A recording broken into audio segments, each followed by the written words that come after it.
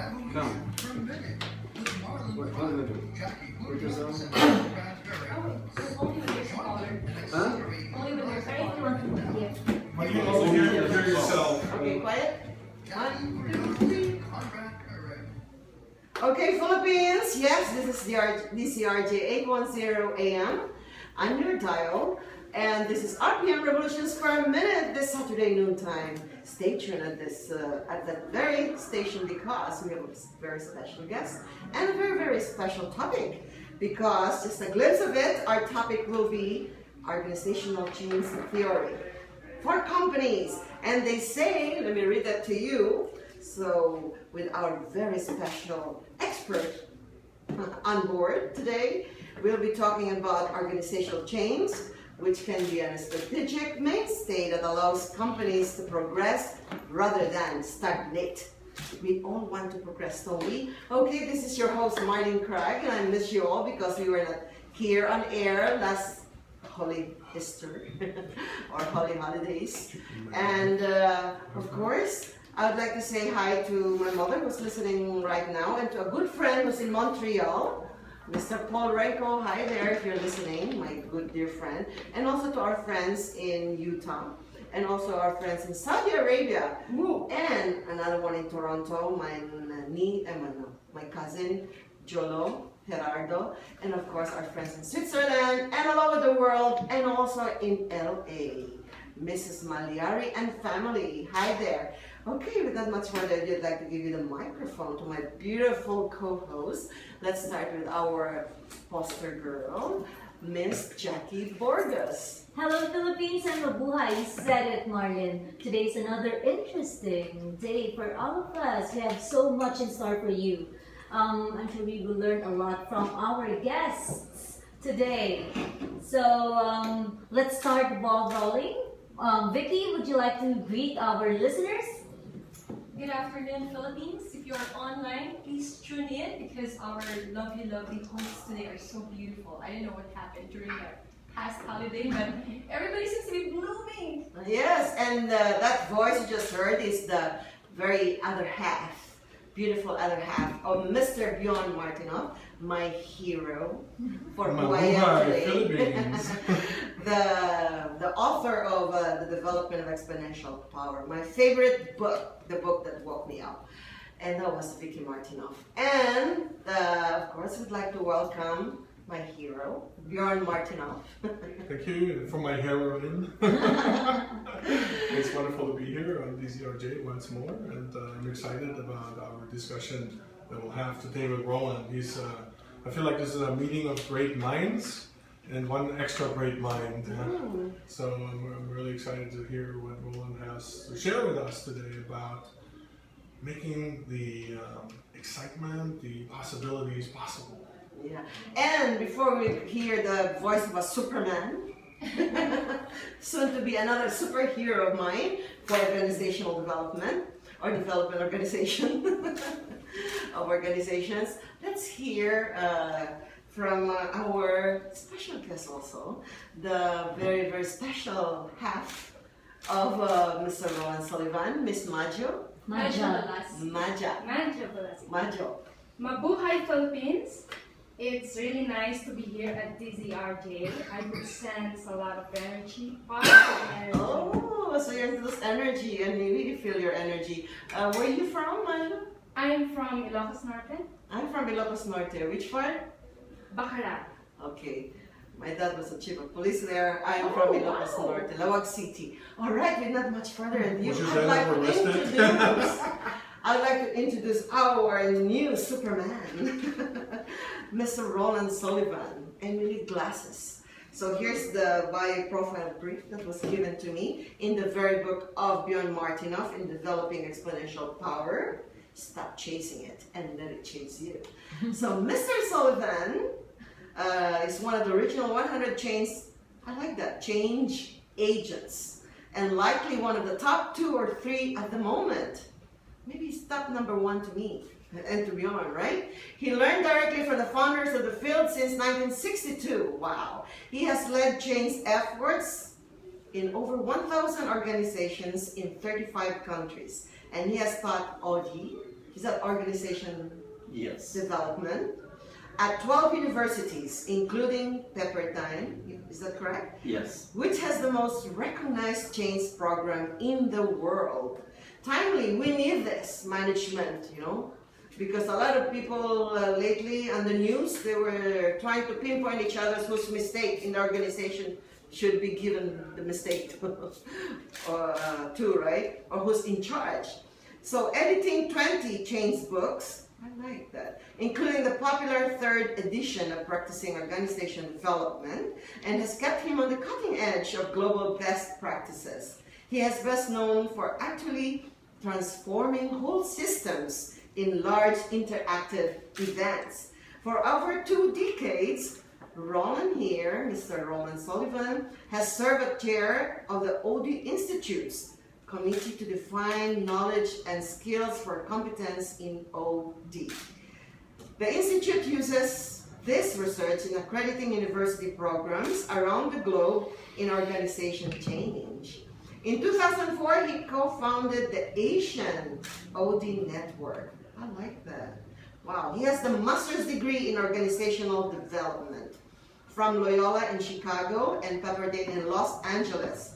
Pepperdine, is it Dine or Din? Pepperdine. Pepperdine is reputed to have the most recognized global degree on managing change in the world. Both the American Society of Training and Development, as well as the Minnesota OD Network, granted him their Organization Development Professional of the Year Award. Let's give him a great hand. Without further ado, I'd like to present you Mr. Roland Sullivan himself on board RPM. Wow, how do I follow that encore? What I'm experiencing right now in this group is something that I believe the world needs most, and that is good relationships. I'm seeing the connections here because in the world that's changing, we only have one constant, and that's relationships. Everything around us changes. So I'm pleased to be here. And where would you like me to start? And we are very proud for you to be here, to have you here. So of course, where do we start? Who throws the first question? What is organization development? Wow! Yes. Organization development simply is helping an organization from an outside facilitator point of view to reach to excellence. The simple definition. It uses applied behavioral science, it uses group dynamics, it uses social psychology, and it is, I believe, what the Philippines now needs, because this is why. I have said this in every public group I've talked to since 1969. More change is going to happen the rest of your lives since the beginning of recorded civilization 4,500 years ago. And you are not going to recognize Manila in 50 years. It is going to change so fast in a positive way that's going to be incredible. And I believe the profession of organization change and development has the processes, and the theory, and the practices to help you realize your potential faster, quicker, and cheaper, and deeper, because very simply, all organizations need help in dealing with this incredible change that's impending. Oh, of course. We need that, don't we? Talking about this organization development, can you explain further? It says it's also good in providing opportunities for people to function as human beings rather than as resources in the productive process in a company. Yes. The key element of any successful organization is people and the culture. and what happens between them. And I'll give you an example. You have, I'm going to be blunt and honest, can I? Please do. You have a very serious people problem in the Philippines. It's simply called corruption.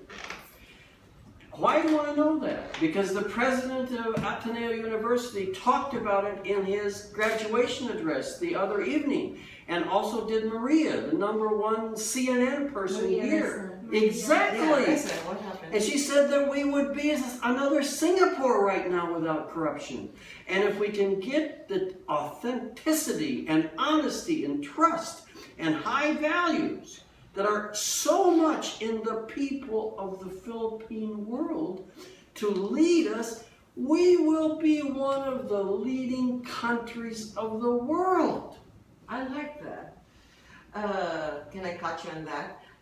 I went to watch a movie yesterday. We were talking about honesty and honesty and integrity to evade corruption. In Batanes, apparently, you can go to a store, take whatever you want, and just leave a money. And there's a place where you can put the money for the whatever you got from it, because all are priced. So it says there, only honest people can enter this hole. But apparently Batanes is known for honesty, and they practice honesty. That's wonderful. So we should learn from there. We should all go to that place and learn their culture of honesty. But that's right. One of the very basic for exponential power in your book is based on honesty and integrity. Exactly. Continue. And so integrity circles are being developed here by Dr. Tony Roland. Roland, yes. Roland. And he is doing wonderful work in the government to turn this around. And he is also now working to identify your next characteristics of the new president that may be elected. And going to share with the entire Philippines the rating that all the candidates are going to get. And he's getting all the bishops involved, that they're going to give their assessment of the new candidates. And so this is what I believe. I believe that good always overcomes bad. And I believe that with the internet and the communication, the social media that's happening, and it's just like what's happening here, you have tremendous influence on the future of this country, the media does. Goodness is going to surface, and it's going to arise. And when that does, good times are going to come. Well, I hope the future generations, starting from our kids, the graduating kids this year from high school, I can see how much honesty, integrity, and good principles and values are being taught in our school. That's Colegio San Agustin. And I hope we'll bring out some good leaders from that group. Yeah. Actually, that's why parents play an important role in rearing their children, because they are going to be the future leaders. So even within our family, we must also be aware of how they are brought up. And so we can also use organizational development within the family system. Would you say that's true? Absolutely. Organization development is also defined by Robert Tannenbaum, the late Robert Tannenbaum, who coined the phrase sensitivity training in the phrase team building or teams. Mm-hmm. And he says organizational development is about how you live your life. We were the first to bring out values into business, okay? And the education system in the Philippines is wonderful. Maja, what's the name of the second director of education here? Reno. What? Yusek Lino Rivera. Yes. And he also graduated from Pepperdine like I did. Wow. And he is the second person in charge of education in the Philippines, the public system. And I helped him write the message to his 700,000 employees. After the typhoon, they didn't know who was living and who wasn't living in terms of the leadership of their schools. And so he's really trying to bring in change to the educational system. And I've worked with some of the teachers. They're doing wonderful, wonderful, participative, involving experiences with the children here. And so education is key. And 24/7, we should have your number as a helpline. Yeah, sure. For all management in the Philippines, when there's a disaster and you don't know what to do, call this line. Right. We'll make a headline for you. I'll be your PR manager for that. Well, that will be $200 per minute. RPM per minute, right? It's an RPM, it's accelerating. Right. All right, I like that. Can you explain to us further that question of mine? How are the companies, like when you teach, like how should companies treat their human resources? Great question. They should treat them first by listening to them, because they have the wisdom to help the organization become more excellent. And what we know is that through the use of organization development, where we will come in and interview the people, for example, the top team, and they tell us what the important conversation should be, not some literature thing, but they know what they need to talk about, and then when we can bring their truth into the center in a safe way, the system, the group says, we know what we want to be, and they automatically shift to more greatness in realizing their potential. That means there should be a regular meetings. Of course. Do they do that? I mean, Yes, for the rest of it. Vicky and you've been with these companies in the Philippines, top 100 companies in the Philippines. Is that how they do it? Not nearly enough. You know, many times they will have meetings, but it's more like a reporting rather than an assessment and a discussion. And what's missing usually is this one thing that I call authenticity. That's a precondition to actually having real, trusting, honest conversations.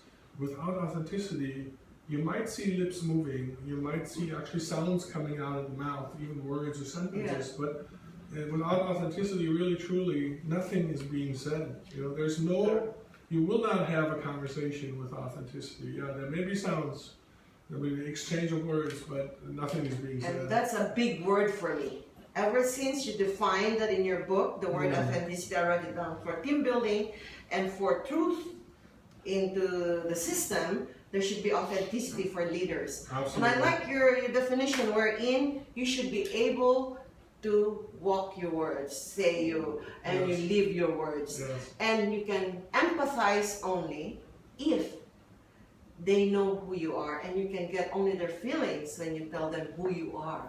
Yes. Yes. Right? Because there are times when we hide behind our mask because they think that it might lower down our leadership capability when people find out that you too have weaknesses, but should not be, right?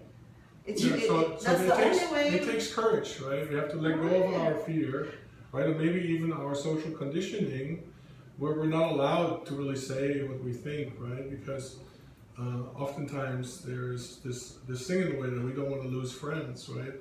In an Asian context. In a European context, it's like, if you don't tell me how I can improve myself, I'm going to really be upset with you, right? Yeah. But here, it's like, oh, I'd rather continue to be friends even if you fail, right? So I can still be friends with you. In Europe, they wouldn't be your friends if you allowed them to fail. You know, there's a movie, it's a local movie, you should go watch it, and you should be good and interpreting to Roland. It's called My Boss.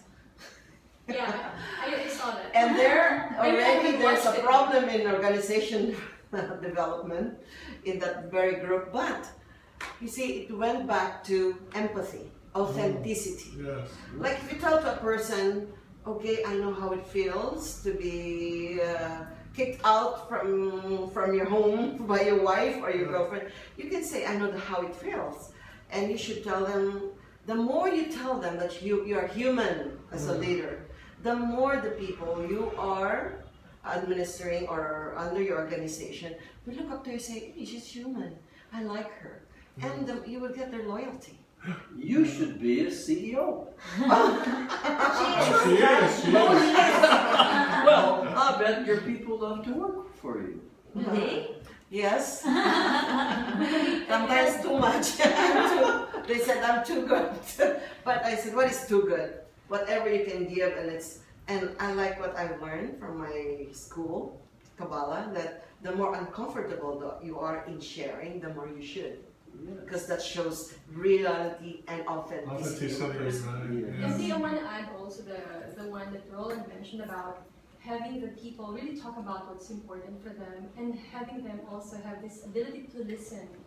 And the thing is, there's a challenge right now in most organizations or most companies is that they only really provide like a one-day, experience for people to have an opportunity to start talking about what's important for them. And sometimes it's even half-day.